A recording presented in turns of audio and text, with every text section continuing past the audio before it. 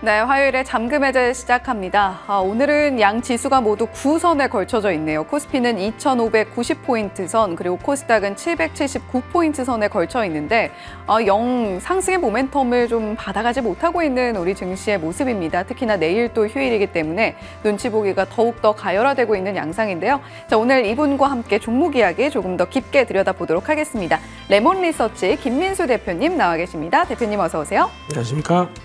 네, 대표님과 함께 잠시 후에 삼성전자 실적 이야기 조금 더 들여다보겠고요. 그리고 오늘의 잠금 해제 종목들도 하나하나 열어보겠습니다. 자, 머니맵 먼저 살펴보고 올게요. 네, 오늘 삼성전자 1.15%, 장 초반에 그래도 낙폭을 좀 줄여나가는가 싶었는데 다시 1% 넘는 낙폭 가져가고 있습니다. SK하이닉스 역시도 1.8%가량의 낙폭. 어제는 SK하이닉스 관련해서 HBM 관련주들, HBM 밸류체인들이 일제히 상승하는 모습을 보여줬는데 오늘은 반도체 종목들 투톱을 비롯해서 전반적으로 소부장단까지 일제히 빠지고 있습니다. HPSP가 3% 넘게 빠지면서 좀 낙폭이 크네요. 한미반도체, 리노공업, 이오테크닉스도 모두 1%대 동반 낙폭 가져가고 있습니다. 어제 힘을 줬던 2차 전지 쪽도 오늘 전반적으로 조정이 나오고 있는데 그래도 장 초반보다는 낙폭을 줄여나가네요. LG에너지솔루션 약보합권에서 삼성 SDI 0.95%가량의 하락입니다. 소재 단이 조금 더 크게 하락이 나오고 있는데 에코프로, VM, LNF, 엔캠, 에코프로 모두 1에서 2%대 낙폭입니다. 제약바이오 섹터도 알테오젠, 한미약품, SK바이오팜 상승 나오고 있는데 오늘 지금 머니맵상에 보이는 종목들보다는 펩트론 상한가 안착해 있고요. 비만 치료제 쪽이 모멘텀이 더 강해 보입니다. 자, 이제 10시부터 중국 기자회견 진행이 되고 있을 텐데 이 부분 함께 참고해 보시면서 화장품 쪽 움직이는지 그리고 또 다른 항공 여행주들 움직임 나타나는지 좀 주시해 보시면 좋겠고요. 일단 오늘 강한 쪽은 엔터 콘텐츠 쪽, JYP 엔터테인먼트 특히 5% 넘는 급등세 시현하고 있습니다. 네, 머니맵 들여다보고 왔는데요. 대표님 삼성전자 이야기 좀 해야 될 것 같아요. 네. 지금 뭐 1% 넘게 다시 낙폭을 키워나가고 있는데 장 초반만 해도 삼성전자 이제 뭐 이 정도면 낙제 다 씻고 가는 것 아닌가 하는 심리가 반영이 되면서 낙폭 줄여나가다가 다시 커지고 있습니다. 어떻게 봐야 될까요? 네, 속상하죠. 네. 속상합니다. 네, 물론 실적 안 나온 것도 속상하고 주가 빠진 건 더 속상하고. 네, 그런데 이제 뭐 실적 관련된 얘기는 뭐 다 보셔서 아시겠지만 이제 중요한 거는 저희가 어떻게 대응하겠냐 이게 제일 중요한 것 같습니다. 그러면 지금 삼성전자를 우리 앵커님이시라면 네. 한 65,000원에 샀습니다. 이것도 많이 빠졌는데 샀습니다. 계속 빠집니다. 네. 근데 여기서 그러면 지금 제가 100만 원을 딱 드리면 이걸 추가 매수 지금 하시겠습니까? 아니면은 100만 원을 다른 데 절 주시겠습니까? 예, 아니 100만 원을 네. 딱 드리게 되면 지금 다시 계속 물 타실 건가요? 그래도 물 타볼 것 같아요. 삼성전자인데. 네, 그렇죠. 그럼 네. 지금 현재 6만 원 초반 6만 원 안 깨진다 그러면서 여기서 그냥 계속 사고 기다린다 이렇게 보시는 걸로 봐도 될까요? 네. 네. 그런데 원하는 대답이 아닌가요? 아닙니다. 뭐 그 다양한 전략이다 보니까 그리고 네. 또 지금 가격대면은 샀다가 뭐 시간을 갖고 기다리면 다시 올라오겠지 뭐라고 하는 전략들도 나쁘지 않습니다. 하지만 좀 더 이제 시장에 좀 바짝 다가선 트레이더라고 하게 되면 그런 전략을 안 쓸 것 같아요. 예, 왜냐면 지금 그러면 이게 바닥을 찍었느냐라고 했었을 때 찍은 시도가 아직 안 나오잖아요. 네. 그렇기 때문에 아마 지금 관점에서 삼성전자를 본다 그러면 저라면은 차라리 추가 자금, 그러니까 물탈 자금이 있으면은 다른 쪽을 먼저 생각할 것 같습니다. 그러니까 무슨 얘기냐면은 삼성전자가 위축되고 잘 못 갈 때 그러면 시장이 그냥 삼성전자 따라서 다 힘들어요라고 보는 게 아니라 그러면 삼성전자가 쉴 때, 큰형님이 쉴 때 나머지 종목들은 또 다시 빠르게 좀 움직이면서 그 자금들이 이동이 되는 현상들이 좀 많지 않습니까? 그거를 이용한다 그러면은 지금은 삼성전자는 바닥 찍으면 살게, 저점에 대한 신호가 나오면 살게라고 하시고 나머지를 더 보시는 게 훨씬 더 좋은 전략이 아닐까 생각되고 있고 삼성전자 같은 경우 그럴 것 같아요. 지금부터는 좀 변동이 커져야 됩니다.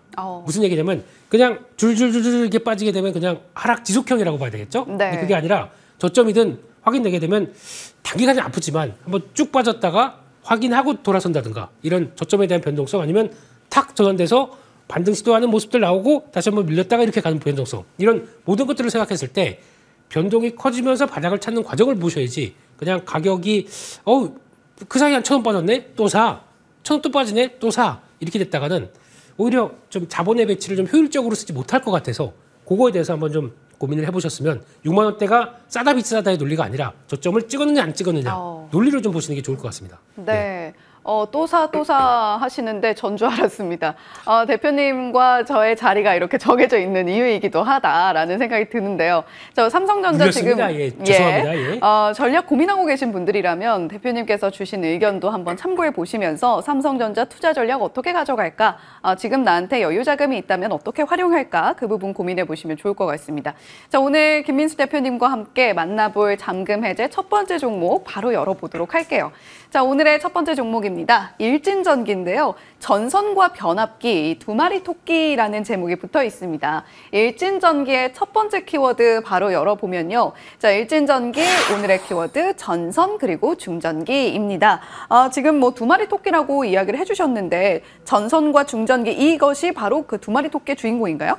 네, 다 하고 있습니다. 네. 그렇게 되면은 지금 전력망에 대해서 가장 또 신경을 많이 쓰고 고민이 많을 텐데 그럴 때 가장 큰 수혜를 받는 종목이 아닐까라는 쪽으로 바라보고 있는데 뭐 많이 알려진 종목입니다. 그런 쪽에서 이제 송배전용 전력기기, 변압기 전력기 이걸 합쳐서 중전기기라고 하네요. 중전마마 아니고요. 중전기기. 예. 그만큼 지금 중전마마만큼 중요하다 지금. 예, 그런 쪽으로 바라보고 있고 거기다가 초고압 전선. 그러니까 즉 어떤 전력기기 전선 다 취급하고 있다. 물론 매출 비중은 좀 차이가 나긴 하지만 그런 쪽에서 변화를 가져간다 그러면 가장 뒤늦게라도 부각받겠다라는 쪽으로 바라보고 있고 게다가 이번에 미국의 전망 KPX 구성 요소를 보다 보니까 변압기가 한 25%, 전선이 30%, 전선 쪽이 조금 좀 많네요. 네, 그럼에서도 불구하고 전력망 확대를 한다. 두 개가 다 필요하겠죠. 그런 쪽에서 요즘 미국의 가장 핫한 종목들 보게 되면 뭐 컨스텔레이션 에너지 같은 경우도 쭉쭉 움직이고 이런 변화를 봤었을 때 그런 쪽에 앞으로 성과를 낼 수 있겠다라고 하게 되면 계속 관심 있게 봐야 될 것 같습니다.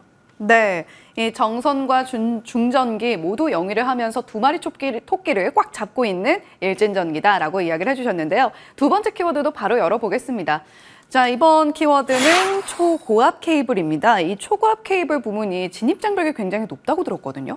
네, 그래도 우리나라에서 전선회사 하게 되면은 뭐 대한전선을 비롯해서 뭐 LS 쪽이 있을 거고 거기다 또 일진전기 한 3위권 정도 위치하고 있는데 그 중에서 이 초고압 케이블 같은 경우는 워낙 또 대규모 자금 투자도 있어야 되고 설비 투자도 있다 보니까 그리고 또 있다고 해서 돈만 있다고 해서 할 수 있는 사업이 아니죠. 그만큼 경쟁력 갖추고 있어야 그다음에 들어온다고 하더라도 우리 업력에 못 따라와라고 할 수 있는 부분이기 때문에 그쪽에서 지금 차세대 신기술 초고압 직류라고 하는 요거 얘기 많이 들어보셨을 겁니다. HVDC.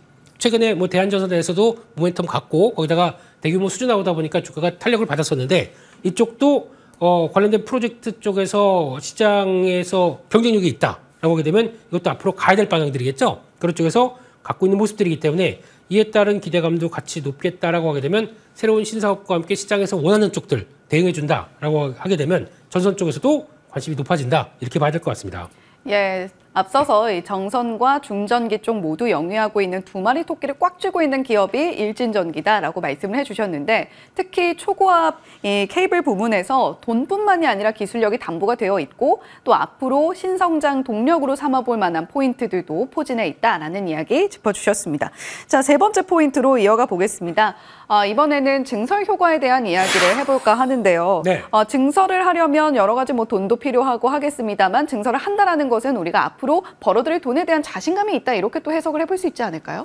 그렇습니다. 그래서 지금 보니까 내년 가게 되면 증설 효과가 본격적으로 나올 것이다라고 얘기를 하고 있는데 그런 쪽에서 캐파를 확장하면서 매출 구성을 보게 되면 약 한 4천억 정도까지는 이제 들어온다 그러면 이게 그대로 공장에 막 돌아가기 시작하면서 매출에 반영될 수 있겠다라고 봐야 되겠죠. 네. 추가 플러스 알파입니다. 그렇게 봤었을 때 변압기가 1,700억, 전선이 한 2,400억, 이거 총 합치게 되면 한 4천억 정도는 캐파 늘어난 부분들을 앞으로 우리 또 계속 물량이 들어올 테니까 실적에 플러스 업을 될 수 있겠다라고 하게 되면 실적 상승의 근거라고 봐야 되겠죠. 이런 쪽들이 나왔을 때 올해 매출액이 한 1조 5천억 정도, 그래서 한 28% 정도 늘어날 걸로 보여지고 있는데 내년에 또 증설 부분까지 감안한다? 그럼 더 늘어날 수밖에 없겠죠. 거기다가 영업이익이 한 980억, 올해 60% 이상 늘어나고요. 그런 쪽으로 봤을 때 영업이익률이 조금 좀 아쉽긴 합니다. 근데 물론 제조업체 치고 6% 영업이익률 가지고 많다 적다 많을 수 있겠는데 예. 캐파가 매출이 늘어나면서 어떤 이 변화가 들어오기 시작하게 되면 실적에 대한 수익성들도 높아질 수 있겠다는 부분들은 참고를 하시면서 보시는 게 좋을 것 같습니다. 예, 일진전기 물론 수익성 조금 더 챙겨간다면 더욱더 좋겠습니다만 증설에 대한 효과로 앞으로 매출이 약 4천억 원 플러스 알파가량으로 전망이 된다라는 부분 짚어주셨으니까요. 우리가 영업이익률뿐만이 아니라 이 파이가 커지는 부분들을 반드시 좀 체크를 해볼 필요가 있겠다라는 이야기 해주셨습니다. 자, 그렇다면 대표님, 일진전기 가격 전략 어떻게 가져갈까요? 일단 최근의 패턴이 제일 중요합니다.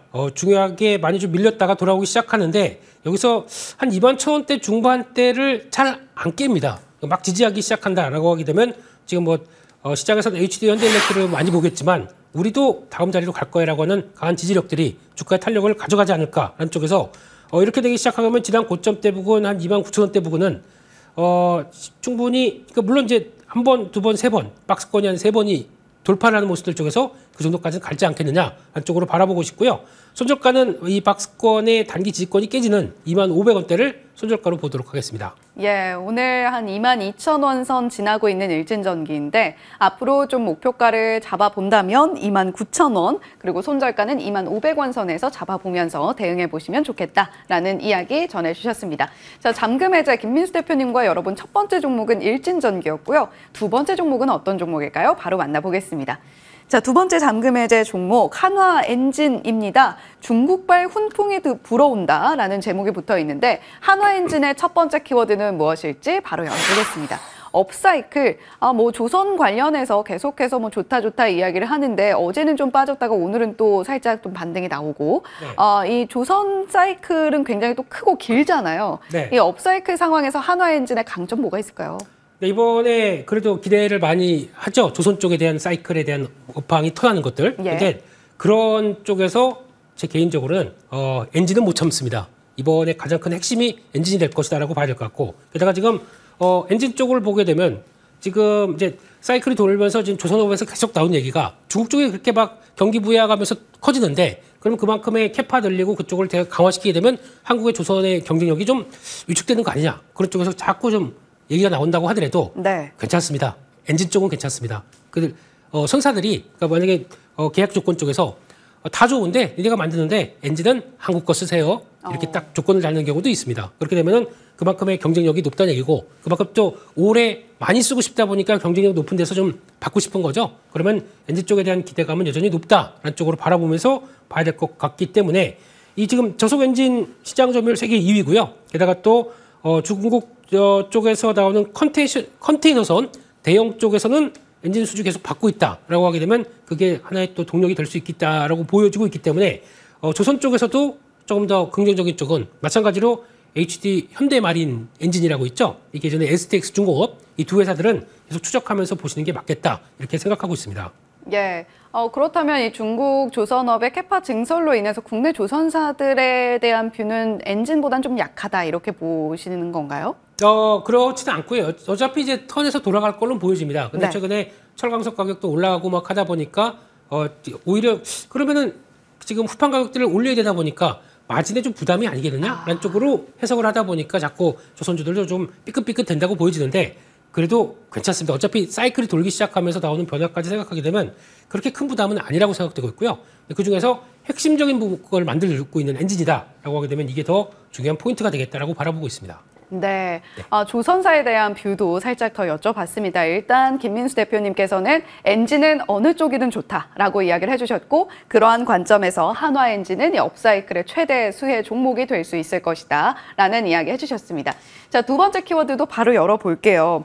자, 이번에는 친환경 선박입니다. 최근에 결국에 조선사들이 다시 한번 호황 사이클을 누리는 데에는 가장 큰 영향을 미치고 있는 것이 바로 이 친환경 선박이 아닐까 싶은데 네. 물론 엔진이 좋다라고 이야기를 해주셨으니까 친환경 선박 쪽에서 한화엔진이 또 갖고 있는 강점이 또 있을까요?